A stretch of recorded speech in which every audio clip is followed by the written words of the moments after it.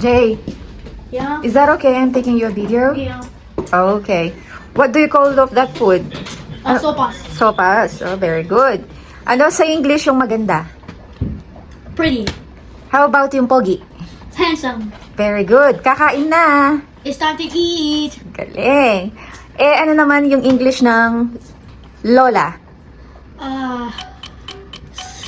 I feel there's different answers. I think. Can I have more than one answer? Yeah? Okay. Mama. Yeah, you call mama, but there is a call for lola. Mom. Grandma Grandma. or grandparents? Yeah. Grandparent. Very good. How about umuulan na naman? It's raining again. Galing! Galing naman. Inaantok na ako. I'm getting sleepy. Okay, very good. Eh, ano naman, sa Tagalog ang, babalik na rin natin, you will gonna say it in Tagalog naman. Ano sa Tagalog ang table? I don't know. You don't know? How about yung chair? Ano ba yun? Naka-video tayo? May parang nag-ano ba naman? Ayun o, parang may nakalagay doon o.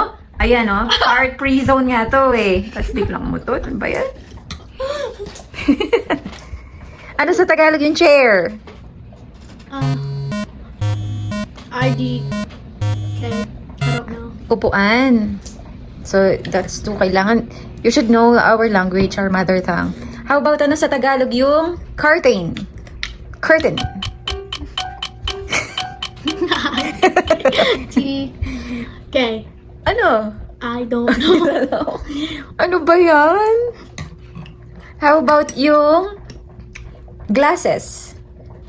My eyeglasses.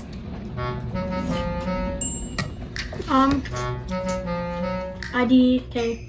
It's just mean I that you don't- need to learn our language, anak. I know how to.